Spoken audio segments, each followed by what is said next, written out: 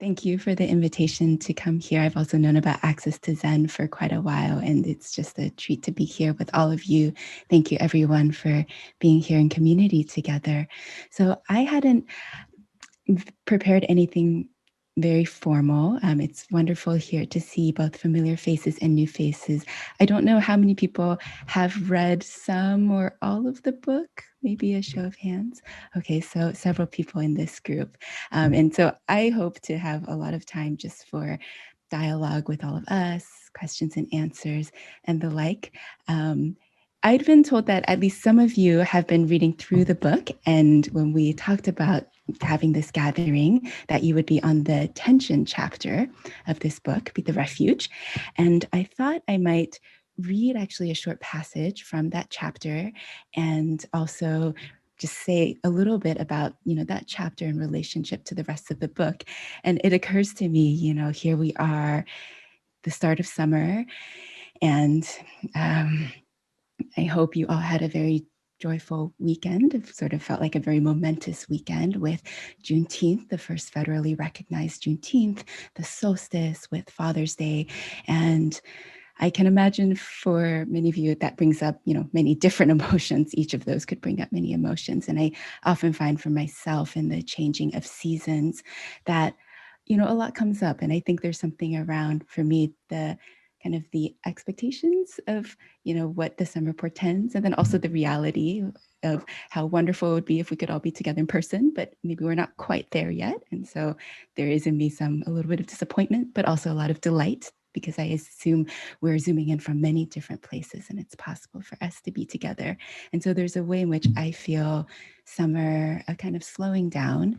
And for myself personally, there's been more of a turning inward, actually. So it's been about 5 months since this book came out, a book that took me almost a decade to research and write.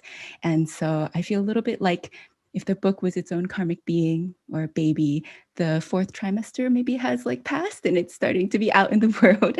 And I'm so grateful to all of you, all of the many people who I think have embraced this kind of karmic being with what I feel is so much warmth and thoughtful care. I've just been deeply touched by people who've read this book and shared their reflections and told me what it's meant to them, and to know that I'm not alone in grappling with some of the issues in this book, issues of race, of representation, identity, belonging, home. There's quite a lot. So I thought I would read actually from page, where is it? Yes, 123 of the tension chapter. And some of you have seen my book with all the little bear post-it notes from a friend of mine in Thailand. And on page 123, I realized there's not a post-it, which means that I haven't yet read from this particular section at a book event. So that's always fun. There is a pressure for us to choose an identity when we feel our identity is something in between. This comment from Aaron's videotaped 2014 interview with Wan hints at the tension Asian American convert Buddhists face as they navigate multiple religious and cultural worlds. Sometimes the tensions are familial. I experience quite a bit of conflict with my family. They constantly tell me to convert and that I need to come back to Jesus. Unfortunately for Matthew, a Korean American who was raised Christian and now practices in multiple schools of Buddhism, it's not just his relatives who give him grief about his new religion. The Korean Christians that I've met have not been understanding of my religion, and they criticize my religion at every opportunity. His story reminds me of the painful account of another interviewee who left the Chinese American evangelical church that formed the fabric of her childhood religious life. Eileen's family members were far from thrilled when they learned about her newfound Buddhist practices. Bhikshu Jingchuan's journey to becoming a Buddhist monk after growing up in a secular Chinese American household was also marked by family tension, as he details in a series of blog posts. His mother brought him a Bible and gave him books on Buddhism to support his exploration of both religions. But when her son announced that he wanted to become a monk, she began to regret encouraging his religious interests. After many tense years, the young man who would eventually become Bhikshu Jingchuan was at an impasse wanting to pursue his monastic aspirations, but not wanting to make his parents unhappy. Sometimes the tensions are felt most keenly in Buddhist communities. As a person of South Asian Indian descent, Keiryū sits with the paradox of how Buddhism is both, quote, of my culture and of my people, but not something I grew up with. As someone whose spiritual practices combine Hinduism, yoga, and Vipassana meditation, she often feels a sense of belonging and not belonging in various sanghas. Keiryū clarifies that these ruptures of belonging surface mostly in sanghas that are white dominant, sanghas that often fail to acknowledge Buddhism's South Asian roots, sanghas that too often ignore the structural oppressions contributing to the lack of people of color in their communities. Raised in a South Asian household, Shuba now practices insight meditation, but hesitates to identify as Buddhist. This is partially because they don't want to reject their Hindu upbringing, though Shuba doesn't mind identifying as a Hindu who practices Buddhist meditation, and partly because they fear that proclaiming themselves a Buddhist would signal an embrace of, quote, all the exoticized fantasies that people have. Though they feel bad about it, Shuba associates the term practicing Buddhist with white people who hold romanticized notions about Buddhism. In a blog post titled Meditation and Diversity on their blog Ganesha's Scarf, Shuba puzzles over feeling out of place on noticing they were one of only 3 visible minorities at a meditation retreat. What makes me feel in place? I know that being around a group of Indians doesn't suddenly put me at ease. I guess it's the mix of people. It's easy to feel out of place when you're one grape in a bowl of apples, but a grape in a bowl of mixed fruit feels welcoming. Shuba goes on to acknowledge that Buddhism's Asian origins contribute to their discomfort at meeting so few Asian Americans at the retreat. Yet they also believe Buddhism should be available to all people, regardless of racial background. Supraja, whom I met at the 2013 Techno Buddha Conference. This is a conference for young adult Buddhists sponsored by the Buddhist Churches of America in the Jodo Shinshu community. So Supraja felt a similar ambivalence upon seeing only white faces on the website of a Zen group she considered visiting. She told herself, I shouldn't be racist. I know these people are really committed, but couldn't shake the thought that I just want to see some Asians there too. Shuba and Supraja's reflections bring to mind the tension between cultural particularism and religious universalism that I heard Liēn and other Japanese American Shin Buddhists grapple with. I find myself in the middle in a lot of ways, Alyssa comments, in the middle of cultural worlds, in the middle of Buddhist worlds, and also, she says with a chuckle, in the middle of learning. Alyssa was finishing up with a year of teaching English at a Buddhist college in China when we first met. As an example of her betwixt and between status, Alyssa explains that on the one hand, being a layperson and native English speaker sets her apart from the Chinese-speaking majority monastic community at the college. On the other hand, she's not fully at ease in predominantly white Buddhist communities. Case in point, on a visa run from China to Hong Kong, Alyssa decided to attend a series of Dharma talks at a Zen center. Listening to renowned teachers from around the world, she had the jarring realization that almost all of them were white males. To her dismay, she realized she was being more critical than usual as she listened. Seeing herself as an open-minded person who doesn't prioritize one ethnicity over another, Alyssa was baffled by her visceral reaction, especially since she was used to being the minority in the largely Caucasian environments she grew up in. In the context of Buddhism, maybe I feel like I should have some connection to this religion because my family came from the same place where Buddhism is primarily practiced. Alyssa surmises that practicing in a predominantly white sangha would feel uncomfortable because maybe there are certain assumptions they'd have about me, that Buddhism is a product of her ethnicity or family background rather than a personal choice, for instance. In Making the Invisible Visible, an anonymous Chinese American practitioner writes frankly about the discomfort she feels in both majority white sanghas and majority Asian Buddhist temples in America.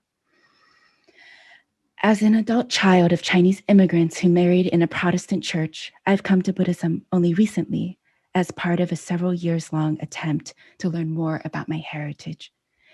My experience with Buddhism somewhat mirrors my life as an Asian American. I don't fit in with first generation Asians. I don't fit in with white America. And so I have to find my own way. I suspect many Asian American Buddhists who weren't raised in the faith can resonate with these words. I certainly do. When faced with simplistic assumptions, unrealistic expectations, and general ignorance about what it means to be an Asian American convert Buddhism, indeed, when our very identities seem to be an oxymoron within two Buddhisms, how do we find our way?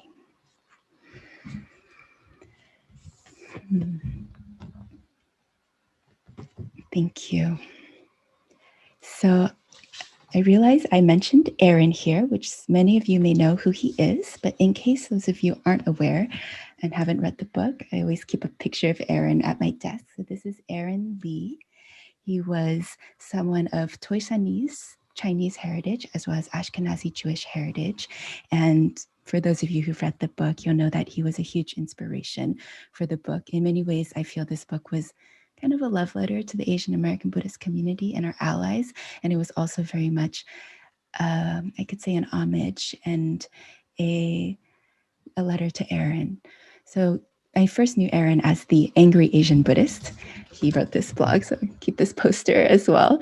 He was one of the first people really to even use this term, Asian American Buddhist. You know, we hear the term Asian American Christian and we think about a certain group of people, but Asian American Buddhist as a pan-Asian category, as a pan-Buddhist category, I don't think I had even thought of that possibility until Aaron really brought it up in his blog, Angry Asian Buddhist. I think he started that around 2009 or so.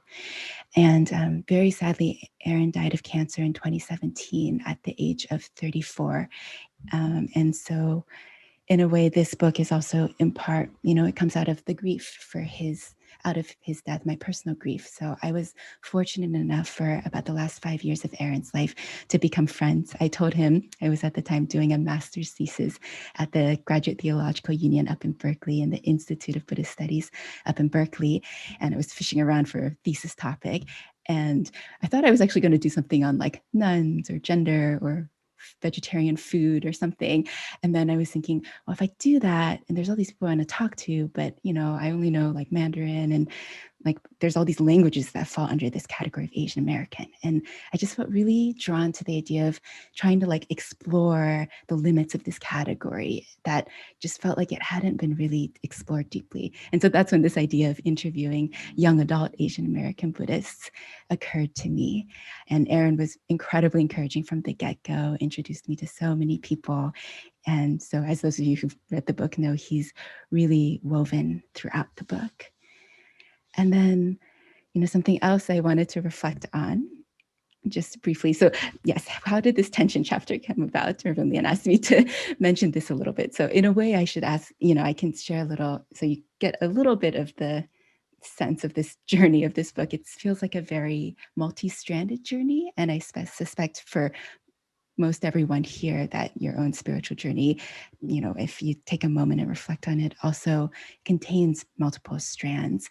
And I think, especially for those of us who, well, maybe for all of us really, because I think, you know, Buddhism is very much a minority religion in this country. Maybe only about 1% of, you know, people in the US are Buddhist. And of those, 2/3 are of Asian heritage, according to a 2012 Pew Forum statistic. And I remember being both surprised and not surprised when I first learned about that statistic. So it made sense in many ways that many people are what I would call second generation Asian American Buddhists, or just white people who've immigrated post 1965, let's say from countries in Southeast Asia that are majority Buddhist.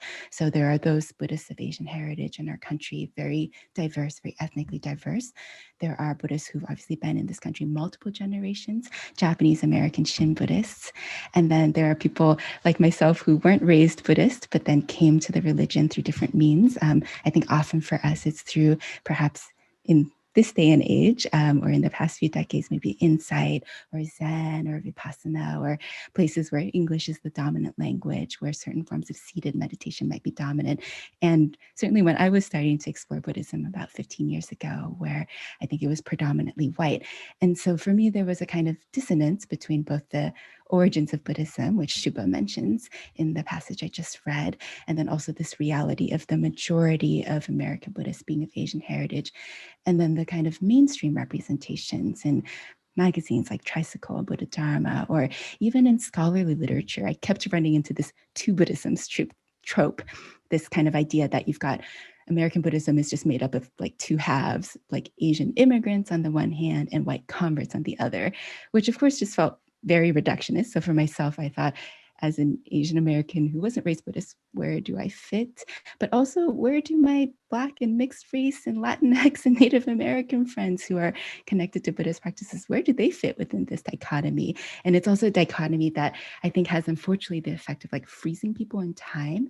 And we forget the kind of generational, how much generations affect Buddhism. So we would never expect anyone to be a carbon copy of their parents or grandparents. Why should we expect Asian immigrant Buddhists to be the same? And even similarly for white convert Buddhists, their children, do we still call them converts if they were raised Buddhist? I mean, so there's all these really interesting questions that to me felt like they didn't really get addressed within this two Buddhisms binary.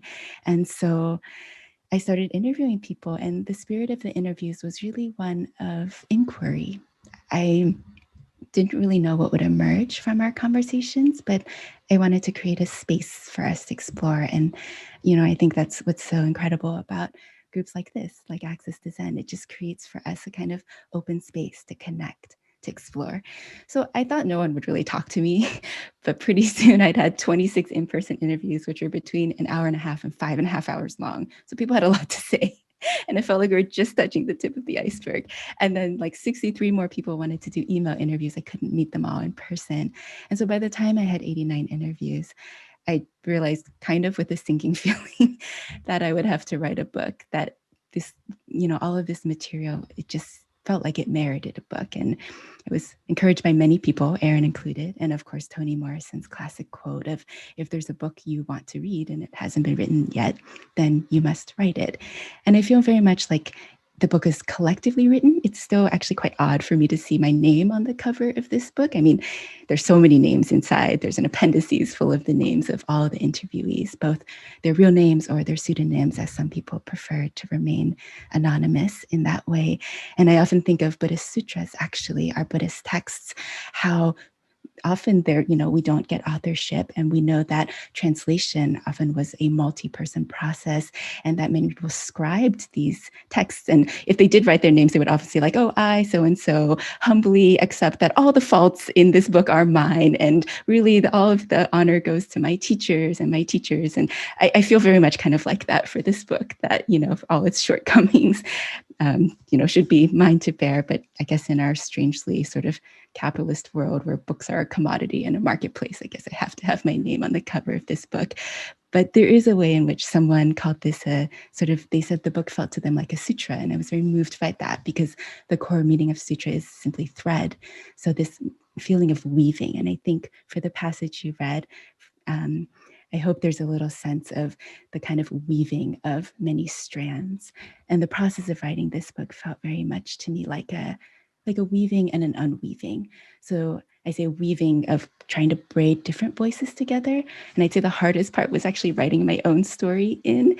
You don't get a taste of that very much from the tension chapter, but in the following two chapters in this part of the book, I do start sort of coming out more as a Buddhist, which is part of my journey in writing this book, becoming more comfortable. Because I would say when I started this book, I kind of convinced myself that to be a good Buddhist was to be a white meditator, if I was really honest. So, we can unpack, we can unbraid, unweave all the strands of internalized racism, white supremacy, so on and so forth, that entailed. And it was really through talking to so many people and realizing, I think in a very deep, almost like visceral way of understanding, there's not one way to be Buddhist. Far from it. There are just a mind-boggling large, vast variety of ways to be Buddhist. And even if we just say to be Asian American Buddhist, what does that mean? That means so many things. I think there are probably as many ways to be Asian American Buddhist as there are Asian American Buddhists, which is something my chaplaincy supervisors used to say. There are probably as many ways to do chaplaincy, spiritual care, as there are chaplains in the world. And so I don't want to ramble on for too long, but I guess maybe in just briefly in closing, just to give some people a broader overview of the book, it ended up being like 89 voices, right? How do I take this sort of symphony, which sometimes felt like a cacophony in my, very random, like thick pile of notes? How did I try to, how could I make it into something that was a bit more coherent? And so I sat actually for a long time. There was a kind of deep listening with the words and with the recorded interviews. And then what emerged actually was this idea of generations, again, indebted to an interviewee. So part one of the book is really focused on people who I call multi-gen American Buddhists, primarily Jodoshin Buddhists who've been in this country multiple generations. Part two of that part is called Trailblazers. And then part two of the book, Bridge Builders, looks at second generation young adult Buddhists who are raised Buddhists and the ways they have to navigate, these kind of language barriers, cultural barriers with their parents and their parents' Buddhism, but also, of course, this broader, again, white dominated Buddhist mediascape and landscape. And then part three, which I read from, I called Integrators, because I think for those of us who weren't raised Buddhist but came to it later, there's just so much we need to integrate. And many of the interviewees in this portion of the book are actually of mixed ethnicity, mixed race. So many are of partial Asian heritage. And the three chapters in this particular part are attention, affinity, and roots. So each of the parts has three chapters, and I tried to kind of arc each of the chapters in a bit of a story. So in a way, I've introduced this sort of unsettled part of the book. So please forgive me for that. We've been sitting with such ease and spaciousness, and then there's like this tension chapter. But I also wanted to be really honest. I didn't want to sugarcoat what was coming out from the community. There's a whole chapter on anger, for example, in part four of the book, because it's, I think, a very real, relevant, ever-present emotion. And the angry Asian Buddhist knew what it felt like for predominantly white people to say to him, like, oh, you're not Buddhist, you're angry. You can't be angry about these issues. And I think it was really courageous, actually, of him to name that and to give people permission to start exploring that rather than trying to like stifle it, for example. So anyway, finally, part four is called Refuge Makers. And that was one of the most fun parts of the book for me to write, because in a way, parts 1, 2, and 3 are kind of artificial categories.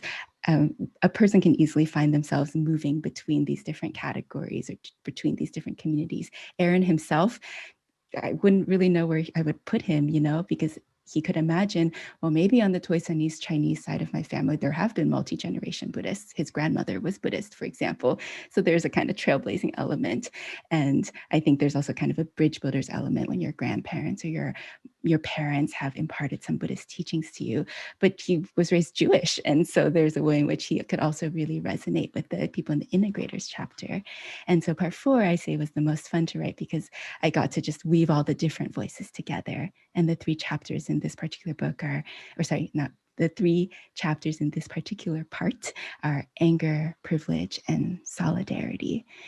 And yeah, I think ending on this note of solidarity, that's really what emerged. I think that's a message that really came up through the interviews. And I think it's something that we continue to weave very simply through even gatherings like this, where we share, with some openness and vulnerability, where we create what I like to call like refuge enough. Like, I think it may not be perfectly safe. Not every space is going to be, perfectly utopic as we'd like it to be, maybe, but spaces that are refuge enough, safe enough for us to start sharing these stories, finding our points of connection and also disjuncture, like to be able to name those tensions and work with and through those tensions, to me, is such a powerful part of building refuge.